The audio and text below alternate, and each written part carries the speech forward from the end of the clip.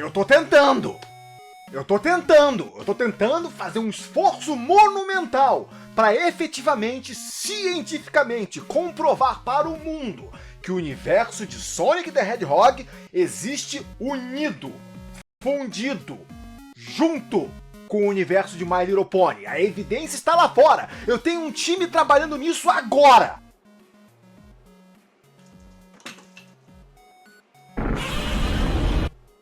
Mas toda vez que eu tento abordar esse assunto, alguém me interrompe com uma lista, com uma pergunta doida que não faz sentido. Dessa vez foi abordado por um morador de rua que curte Naruto. Não existe mais. Mas isso não importa. O importante é que nós estamos aqui hoje para falar de 5 coisas que eu odeio em animes que eu amo. Mas nós aqui no canal Caps Lock vamos além daquilo que faz sentido, além do bom senso, além das coisas que seres humanos normais consideram como óbvio e lógico. Por isso nós vamos falar de 5 coisas que eu odeio em animes, com 5 exemplos que eu gosto. Eu não... Assim, é uma coisa que eu queria falar pra vocês. Ok, então Eu tenho um caso...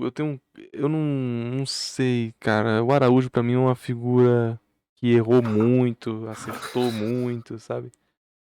É conflitante, melhor dizendo assim. Mas eu tenho um certo ranço por ele, porque uma vez um amigo meu foi falar diretamente com ele, discordando do vídeo dele e tal. E ele foi uma das pessoas mais... Assim, ele usou uns argumentos mais babaca que eu já escutei na minha vida, cara. E que se repete, não foi só ele que falou, né? Mas ele usou o termo do... e quando... Ele, assim, eu não vou ficar explicando, não vou ficar explanando, né? Mas literalmente ele falou assim, abre aspas. Beleza, cara.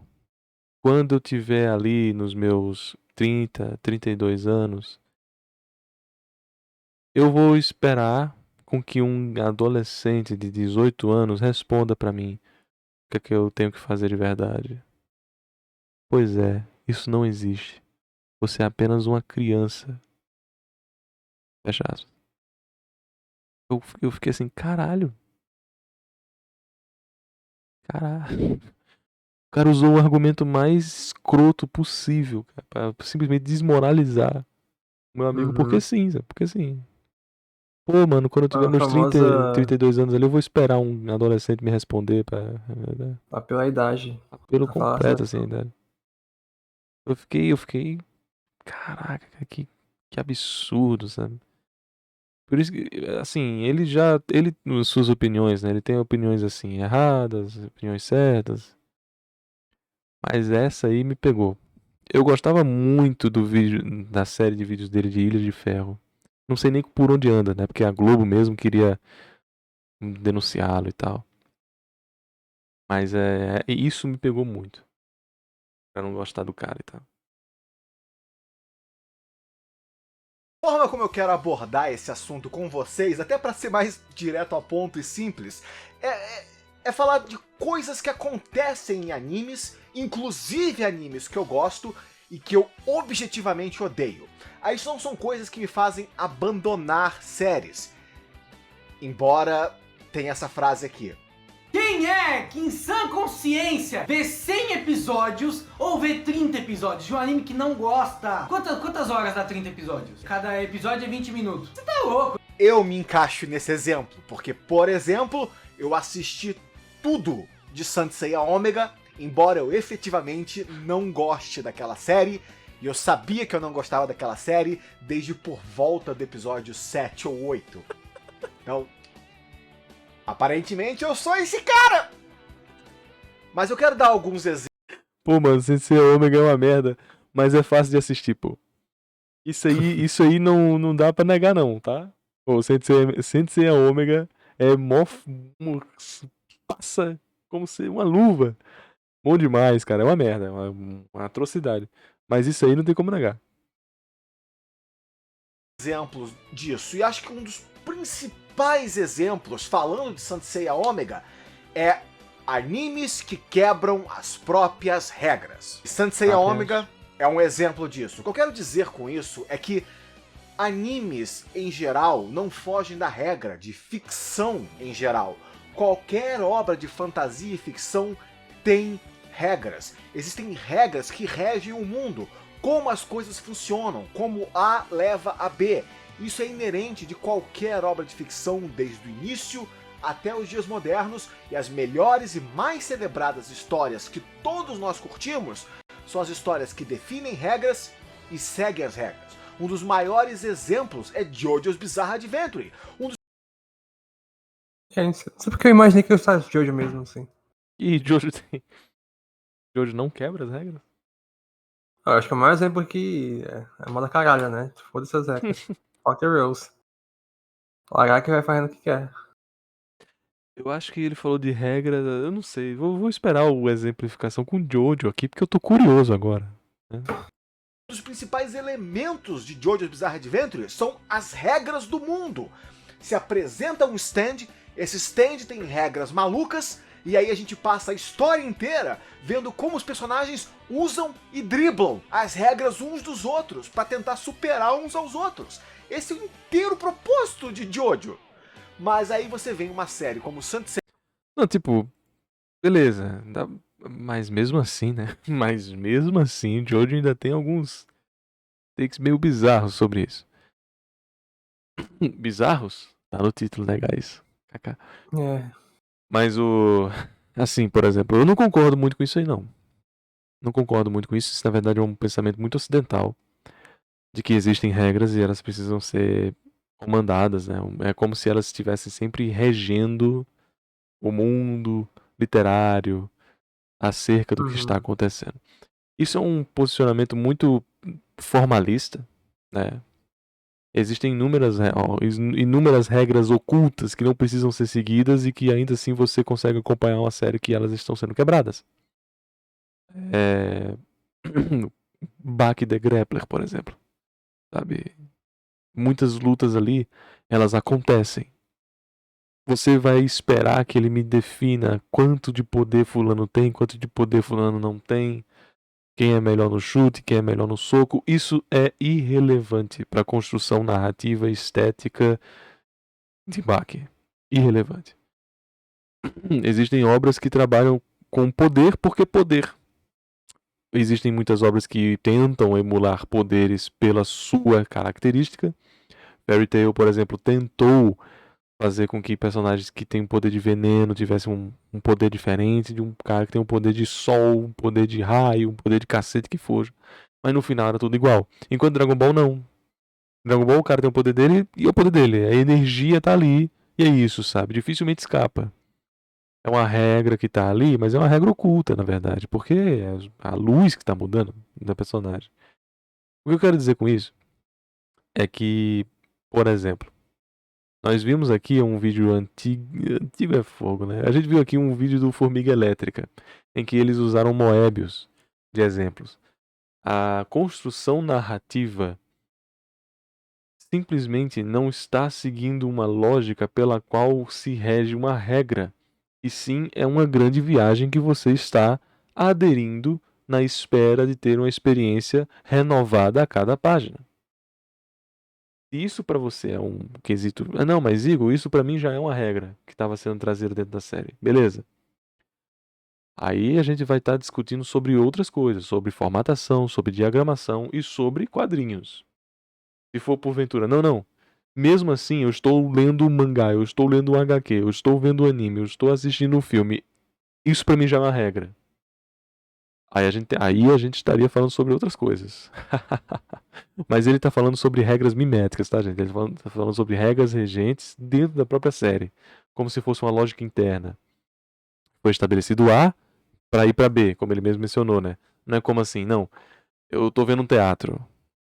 Isso pra mim já é uma regra, sabe? Eu não estou jogando, eu não estou vendo um filme, eu tô vendo um teatro. Pronto, aí... Enfim, vocês entenderam o meu ponto. Não é isso que o Araújo tá falando. Ômega, que pega as regras de Saint Seiya e simplesmente joga elas ao vento. Então a forma como o cosmo funciona foi alterada, inserindo elementos de forças elementais, fogo versus água, luz versus sombra. que logo em seguida, menos de 12 episódios depois, já não são mais utilizadas, são completamente ignoradas. Você tem as regras de quem pode dar uma armadura de ouro a quem. As armaduras de ouro podem recusar os seus usuários se eles forem malignos e de coração ruim, ou então se eles agirem contra os interesses de Athena. Mas em Saint Seiya Ômega, as armaduras de ouro pertencem a pessoas que são objetivamente malignas e não seguem Athena, exceto por alguns personagens que de fato elas seguem e depois rejeitam. Então a série inteira apresenta regras que veio do Saint Seiya original e ao mesmo tempo recusa essas regras. Então não é consistente. E essa inconsistência torna a série desagradável de assistir, porque quando você não tem regras, nada importa, porque tudo pode acontecer. E se qualquer coisa pode acontecer a qualquer momento, de qualquer jeito, eu não estou engajado na história, porque a história não importa. Vai acontecer coisas aleatoriamente. E aí... Que lindo, hein, Araújo? Você era muito bonito. Não, mas aí você tem uma diferença.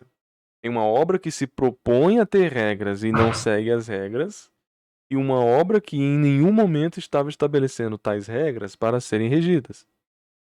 Poxa, de um lado você vai ter uma obra que tem ali, Yu-Gi-Oh! Carta tal faz tal, tal faz tal, tal faz tal, e você simplesmente quebra aquela regra, foda-se. Joga pro mundo, sabe? Não importa mesmo. Mas, se porventura você tá dentro de uma série como Baki the Grappler, por exemplo, que, não importa quem vai ganhar não, mentira. Mentira, não é isso. Não é isso que tá envolvendo dentro da série. O Conan é inteligente, ele vai ganhar. Não. Não é isso também que tá dentro. Existem gimmicks e gimmicks. Criatividades e criatividades. O motivo que pode levar a sua curiosidade quanto leitor para a leitura de alguma coisa, para acompanhar alguma coisa como grande espectador, pode estar muito além de um recurso de previsibilidade. Porque essa previsibilidade, muitas das vezes, vai estar atrelada à roteirização de enredo. Mas quem disse que previsibilidade vai estar apenas a isso? Você do nada vai prever o TH mexendo na minha câmera, deixando eu com cabeção caseiro lá, aquele negócio todo. Ele simplesmente tava malucando o meu argumento, fazendo a bicharia lá que ele quisesse. E aquilo ali era um valor estético imprevisível. Mesmo você sabendo exatamente o meu argumento sobre aquele assunto, o TH tá tornando aquilo ali impossível. Enfim, existem várias formas de previsibilidade, e você se prender à previsibilidade apenas a enredo não é algo natural, ou não deveria ser o único recurso a ser observado. Vírgula. Mas eu concordo que obras que se estabelecem com recursos de regras, cláusulas, e não as seguem, são muito piores do que obras como o Rurouni Kenshin. Muito piores do que Hokuto no Ken. Que Hokuto nunca teve regra. É forte. Fulano é forte. Pronto, acabou. O motivo de Hokuto no Ken ser extremamente interessante para você acompanhar não são necessariamente as batalhas, mas sim o que envolvem elas. Sabe? E essas regras não estão nada a ver com as regras fantasiosas. Enfim. Exemplos e exemplos. Anime aleatório que finge não ser aleatório é anime mal escrito. E é isso que Saint Seiya Ômega é. Outro exemplo muito claro desse mesmo tipo, uma variação dessa mesma ideia, é o protagonista que é super inútil, exceto que ele é super importante. Um exemplo que eu dou de um anime que eu curto muito, mas que tem esse defeito, é AI Creator. AI Creators, ou Recreators, para quem gosta de pensar dessa forma, é exatamente esse tipo de anime, em que todos os personagens são excepcionalmente interessantes. Eles vêm de mundos interessantes, eles seguem regras interessantes dos seus mundos nativos. São personagens genuinamente interessantes. Você quer saber qual é a relação deles com seus criadores, como eles enxergam o nosso mundo do ponto de vista deles, quais são as regras deles que regem, o que é bom, o que é mal, o que é justo, o que é injusto, e como as diferentes regras dos mundos originais deles influenciam no nosso mundo. Aí vem o protagonista da série, e o cara é um nada. Ele é um absoluto nada. E ele é a única pessoa que não tem talento nenhum, exceto que no final da história ele aparece salvo o dia. Porque ele é o protagonista shonen branquinho de cabelo curto escuro que usa óculos e é meio tímido e não se destaca muito, exceto que ele é muito dependente. Todo mundo pode depender do protagonista e é por isso que ele é importante. E isso me dá nos nervos, porque eu não estou interessado nesse protagonista. Eu não quero saber desse cara. Eu quero saber de todo mundo, exceto esse cara. E todo anime que faz isso, que me dá um protagonista que é pra gente se relacionar com ele, é pra você se ver como ele. O protagonista é tão nada que a ideia é que você se reflete no protagonista e aí você se sente como parte deste mundo. E eu não consigo fazer isso. Eu quero um personagem interessante, eu quero acompanhar um personagem interessante. Eu quero um protagonista calvo! Você concorda com esse take? Então, mais ou menos, assim. Nunca tive ficado no protagonista em si, não, assim. Tipo, se o cast como um todo for legal, assim, o protagonista ser meu qualquer coisa, eu acho legal ainda. Um dos grandes problemas pra mim do Arará era esse. Do Mikado? Pô, o Mikado é legal, pô. Não, merda, não faz nada. O legal do Mikado é justamente, ele não tem nada especial, mas ele tenta se inserir no meio de personagens especiais, né, assim. Esse era um grande problema pra mim do Arará. Não conseguia ir além porque ele era um porre. Não, mas você tem que pegar Essa é a o take, nuance, né? né? Mas eu não tô nem aí pra Sim. nuance. Tipo, é legal dele se construindo com um personagem que vai absorvendo o meio dele, né? Essa loucura dos personagens. Cada um tem uma sociopatia, né? Bom. Prosseguindo. Um personagem com uma personalidade própria, com defeitos próprios, com características próprias, do qual eu posso me conectar com ele. E RE Creators tem esse defeito que eu odeio, mas é uma história que é super integrante e que eu gosto muito por causa disso. Outro exemplo que nós temos, que isso aí se repete em vários animes, mas principalmente é um defeito que eu odeio numa série que eu adoro, uma franquia que eu adoro, e é Mobile Suit Gundam, e é o fato de que mulheres não podem ser heróis. Tô, hein? Jewish tá aí. Mas isso aí é meio, sei lá, também. Cara, isso aí é muito. Ai, gente. Alguém... Ô, migalha, cadê? Vou botar aqui o vídeo do. Não, porque eu acho que Gunsem foi muito inclusivo, assim. Quando eles falam no Zeta, né? Que é a guerra das mulheres, né? Então, Cara, de personagem feminina. que take. Can you get Me my deu uma child? migalha, me deu uma migalha aí, cara. Que take me deu uma migalha, que é isso? Que isso, pô. Concordo. Não, eu acho que deveria ter mais, de fato, ainda de Witch, assim. Devia ter Mas vaga. Tem engana, muito Gundam, pô. Engana, porque é exemplo ruim, cara. Gundam. Uma série que liga pra isso, pô. É. Fala Gundam, isso. tem o Zeta, tem. Fala isso de Kaiji. Fala de Não, Gundam. tu pega os Gundams do Tomino, que são bem feitos, assim, em questão de representação de gênero. Tu pega, tipo, umas coisas como o After War X, né? O Gundam X. É horrível nesse Esse eu não sentido, vi. realmente. Esse é péssimo, assim. É estereótipo, assim. De mulher só. Mas realmente eu concordo, mas o Cara, resto de série boa. Gundam, cara. Journey Gundam, por exemplo. Somente uma das melhores personagens já escritas. Femininas, no caso. Quer dizer, é incrível. Sim. Pô, assim, Gundam, um ato falho da bexiga aí, pai. Até o Wing, que é mais apelativo pra um corpo feminino, tem personagens femininos legais também, assim. Ele foca mais em relação de personagens masculino, mas assim, as personagens femininas são boas também. Pô, o Mercury é muito bom. Heróis trágicos. Você não vai encontrar nas franquias de Mobile Suit Gundam um protagonista mulher. Da toa. Que mané da Tou, pô. Mané da Tou, o próprio Turney já era, mesmo tendo o Mercury aí, que literalmente é, né? Então. Literalmente, assim, não tem nem o que dizer, porque no próprio Turney tem um andrógeno e uma mulher. Esse aí é o Mercury, né? O Major, ele é claramente duas minas. Lésbicas, vale dizer ainda. Sim. O Araújo escolheu a franquia errada, campeão. Exceto em OVAs, como War in the Pocket, em que você tem uma mulher pilotando. Porra, War in the Pocket, onde ela. Qual é a significância dela? War in the Pocket, porra! Mas assim, como assim tem uma mulher? Tem nos outros também, pô. Como Primeiro assim? tem lá. Caralho, cara, eu tô delirando, velho. Qual é a importância, qual é a significância dela em War in the O cara Pocket? esqueceu que tem a cena mais icônica de todas, que é do Hamburgo matando a Lala, né? Que ele fala Lala, velho, a Lala, mano, a Lala não é ninguém em 007-9. Não é ninguém, cara. O Orange também, né? Que eu prefiro o Orange, mas enfim. É uma releitura, né? Ele usou só um exemplo também. Todos têm mulher, pô, depois Caralho, do cara, clássico. o cara pegou um exemplo. Zeta, Double Z. Porra, velho, que isso, mano? Eu tô delirando aqui, cara. O cara falou assim, exceto o Turnigando, assim, porque a Diane tá ali, ó, todo dia. Tal. Não, o cara pegou uma boia aleatória, não sei nem o nome. Cristina? A Christine, algo assim. Cara, sei lá, mano, Raman, quem era Raman pra ele, Raman? Porra, velho, uma das vilãs mais Né? icônicas da A franquia. vilã mais mano. icônica da franquia, que é a Ramon, cara. Raman, cara. Tirando chá, né, obviamente. Porra, cara. Ai, o que ele tá falando, cara? Um Gundam, mas ela não é a protagonista. O protagonista da série é o homem que pilota um Zaku, que é o vilão, entre aspas, da série. A Na verdade, a Ramon também, inteira né? Sim. de Mobile Suit Gundam parte do princípio de que bem e mal em guerra depende do ponto de vista. É sempre um discurso anti-guerra, anti-conflito. Toda essa é a essência de Mobile Suit Gundam. Mas durante a franquia inteira, todas as séries de Mobile Suit Gundam, você nunca vai encontrar uma mulher pilotando um Gundam, a não...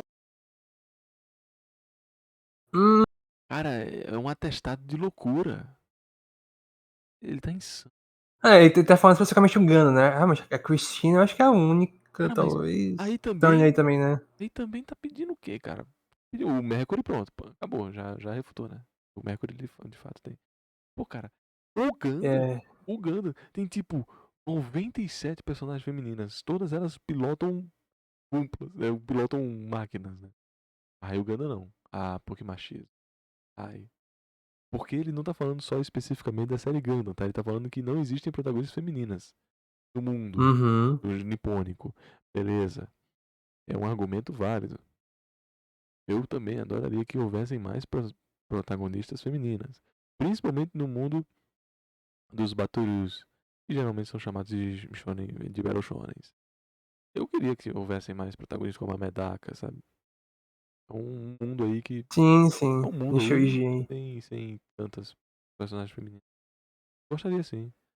Aí o cara pegou simplesmente Gundam, que é uma das franquias que mais liga pra isso, cara. Aí é foda. Uhum. A não ser que o fato dela pilotar um Gundam não seja importante para a história.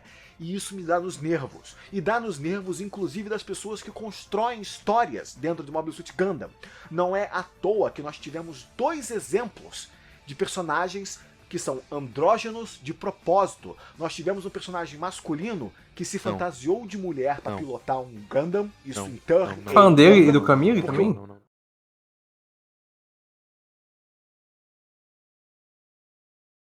Tem esse take aí, né? Que falam que você é mulher, aí daí acaba virando andrógeno.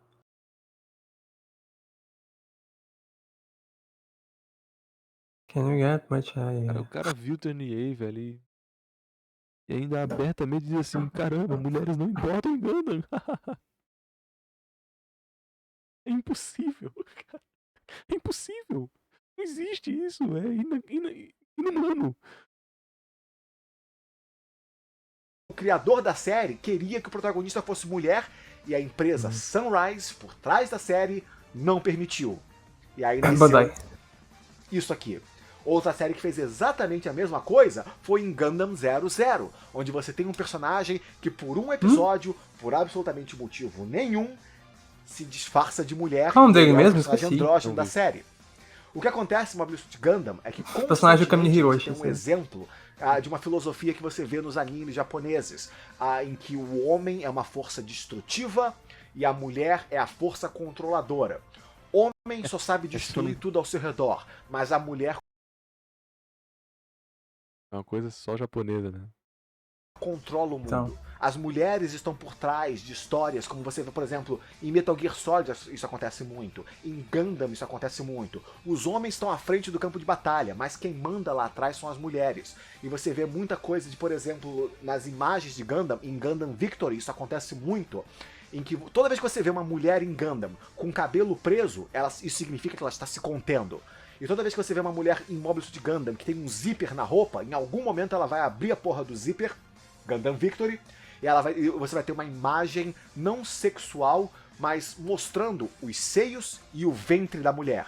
representando o poder dela de dar a vida, que é o ventre, e o poder dela de criar homens, que é os seios, amamentar. Mulheres alimentam o mundo, Caramba. mulheres Tá muito controlam longe, o mundo Tá e muito homens longe. são as Eu acho armas de que, guerra eu acho que o Tomino destrutiva talvez tenha que pensado nisso, roubam. realmente, mas não sei se, Cara, o se é Araújo, tudo isso também. pra quem não sabe, Gundam tem tipo 400 episódios, tá?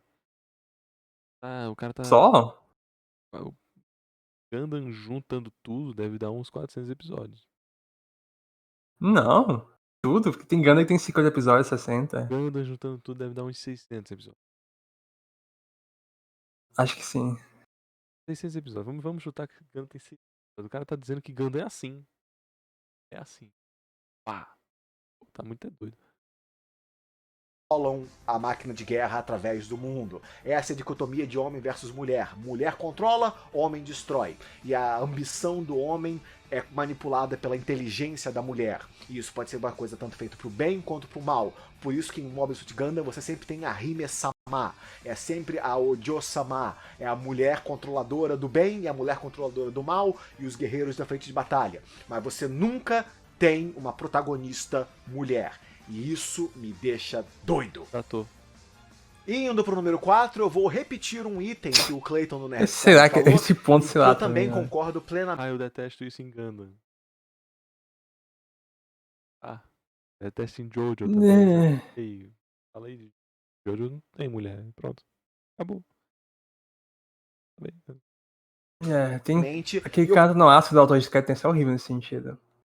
Nossa senhora. Isso me deixa doido.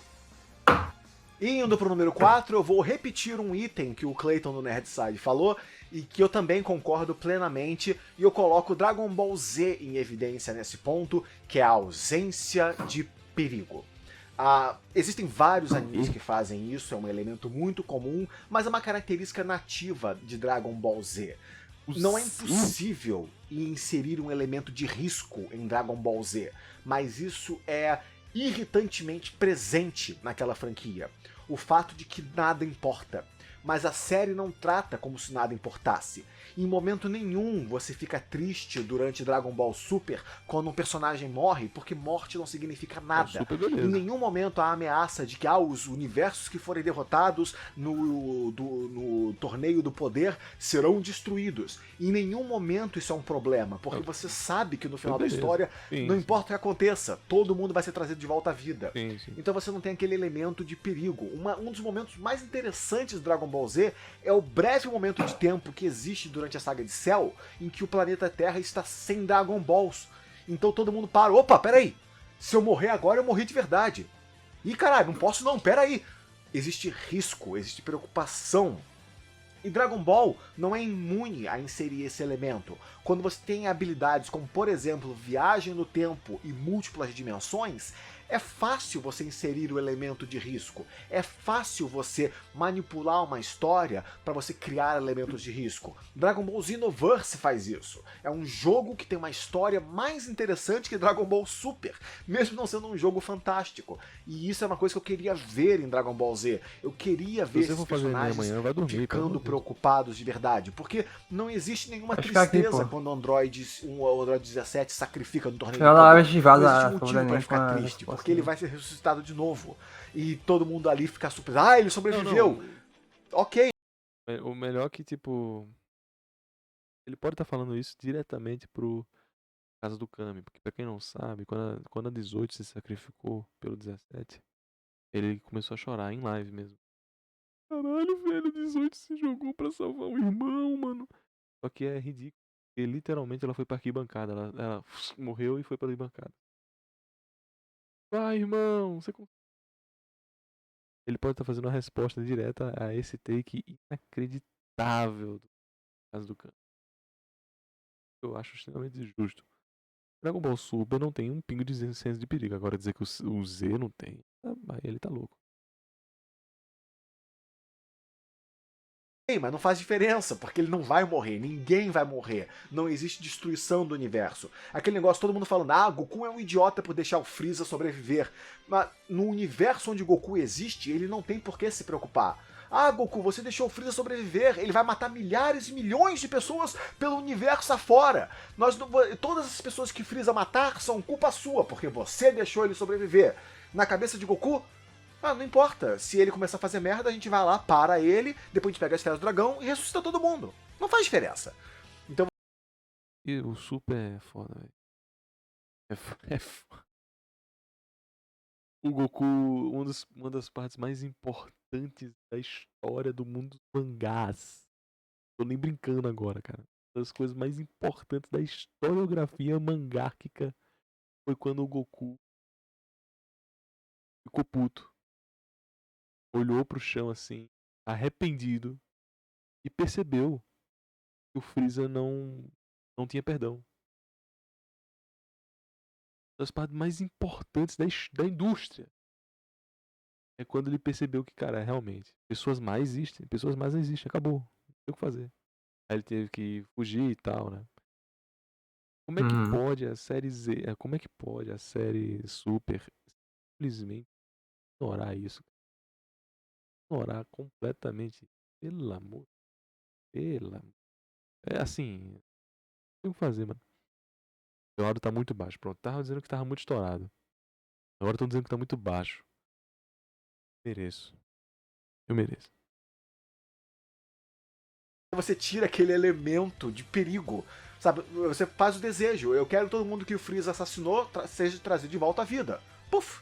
Acabou a ameaça de Freeza. A morte não é mais um problema. Quando a morte não é mais um problema, nada importa. E esse é um elemento de risco que não é impermeável a Dragon Ball Z, mas que eu adoraria ver eles reinserindo na série, porque me deixaria mais engajado no risco e recompensa da narrativa de combate o Super é que eles muito ruim utilizam. Não seria só apenas porradaria sem sentido. Teria algum risco, então eu estaria engajado em ver como os heróis vão evitar a catástrofe. E isso não é uma coisa que Dragon Ball Z dá. E por último, uma das coisas que eu odeio em animes que eu adoro é quando o anime tem uma segunda narrativa que eu quero acompanhar, mas o anime não me dá essa narrativa, porque o que ele me dá é o motivo principal pelo qual eu assisti o anime. E um culpado disso é Konosuba. Porra. Em Quem Konosuba, tá falando? a narrativa Quem tá principal falando? é um anime de comédia. A ideia é ser um anime de comédia. Eu sei disso, eu acho hilário, eu curto o anime, ele é engraçado, ele é bem escrito, os personagens são interessantes, mas o tempo todo eu tô olhando pra esse mundo que, lembre-se, não é um mundo de fantasia, é essencialmente um RPG, é essencialmente um MMORPG, eles estão dentro de um jogo, é um mundo de fantasia em que tem níveis, experiências, e habilidades, e recompensas, e quests, é um jogo. Então eles estão nesse mundo que tem uma narrativa, tem um vilão, tem uma história, e o tempo todo eu tô ali, eu queria ver eles indo atrás do vilão. Eu queria ver esse grupo de babacas, que são os heróis de Konosuba, tentando ir atrás do vilão. Mas a narrativa de Konosuba não é essa. A narrativa de Konosuba é ver esse monte de pateta, esse bando de palermas tropeçando uns em cima dos outros, enquanto eles, por acidente, no fundo, estão derrotando os vilões e salvando o mundo. Tudo acontece lá atrás. Então eu tô vendo esse monte de coisa. Cara, assim, tudo bem, é um sentimento que às vezes bate, né? Tipo, caramba, cara, que off-screen desgraçado. Ou, pô, mano, por que não tá focando nisso aqui ao invés de focar naquilo ali? Naruto mesmo, pra mim, é um grandíssimo exemplo de obra que não explorou PN do seu universo, sabe? O roteiro de Naruto só ignorou completamente, isso irrita. Existem, mas mesmo assim, pô, o exemplo que ele tá trazendo é de um RPG genérico. É de um universo genérico. É só jogar um Dragon's Dogma ali e acabou. Você não consegue sustentar essa sua necessidade com outras coisas que, com certeza, tem esse elemento que você está procurando. Quando eu uso o exemplo de Naruto, por exemplo, é porque Naruto dificilmente você encontra por aí. O universo ninja, tal, não é tão comum assim. Mesmo que Naruto não vá tão longe de querer ser extremamente idiosincrático com isso, pô, bicho, é um mundo de fantasia mediterrâneo qualquer. Tá? Nossa, eu queria muito ver isso aqui, esse RPG aqui. Você já viu tantas vezes, qual é o problema? Qual o momento em que não, peraí. Agora não. Agora, Dragon's Dogma genérico. Pera aí. Cara, você entendeu meu ponto, cara? Que ódio, velho. É óbvio que eu não tô falando que Dragon's Dogma é ruim porque é genérico. Eu estou falando que é um mundo, um universo mediterrâneo, fantástico, fantasioso. Ele quer suprir essa necessidade dele, vai lá jogar um Dragon's Dogma. Vai lá jogar um Skyrim. Vai lá jogar um Oblivion. Que seja, cara. Porque isso já existe. Por que ele tá procurando? Por que ele tá preocupado em ter ou não em Konosuba? Vale o comentário. Konosuba teria muito de sua graça justamente ao invés de você focar nessa porra que é chata, que não sabe escrever, né? Porque o autor não sabe escrever drama. O autor de Konosuba, no caso, não sabe escrever drama. Ele foca na comédia. Que é isso que ele tem a oferecer, sabe, pô? Então, hilária que acontecendo na minha frente, eu tô rindo, eu tô curtindo, mas aí eu olho por trás e falo, não, mas que é aquilo ali? Que tá acontecendo ali atrás? Tem uma parada maneira acontecendo ali atrás, eu quero ver aquilo ali. Mas não, é só aqui, só fica na piada. E isso é extremamente frustrante, porque atrás da história maneira tem outra história maneira que eu quero ver.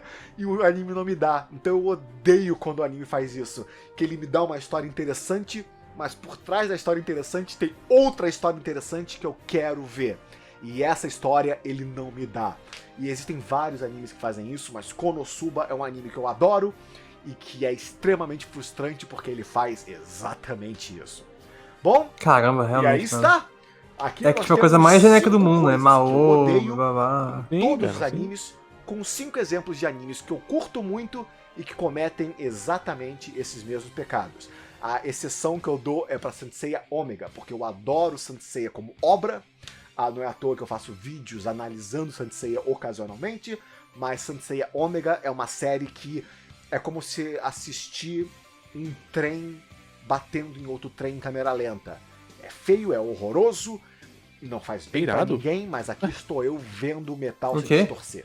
Ah, o trem, eu né? Sim, assisti sim. Saint Seiya Pô, mano, Omega que o tempo irado, todo, mano. porque o tempo Ver todo o tava Collision. torcendo pra que eles fossem mostrar que a série fosse Nossa, melhorar. E existem bons momentos e bons personagens em Saint Seiya Omega. Não pense que a série é toda ruim. Ela tem coisas boas dentro dela. Sei não, mano. Mas o total é uma merda. Tem, E o design isso é bom. que me incomoda mais no coração, porque tinha potencial O ali. episódio Do uma 45. Isso é pior. O episódio 45 Nada é bom. pior do que um 5 de 10.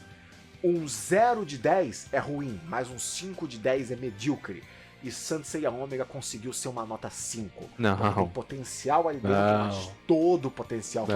Não. Sei. É muito pior do que 5, viu, campeão? Ah, por favor, né? Ah, acorda. Vida não é 5, não. Não é mesmo. De Konosuba foi totalmente viajado, assim, a ideia. A de Konosuba, pra mim, eu ainda tô pensando assim, caramba, cara, você queria muito ver o universo por trás de Konosuba? Você já sabe exatamente a resposta que tem ali, cara. É, Não tem sentido, cara.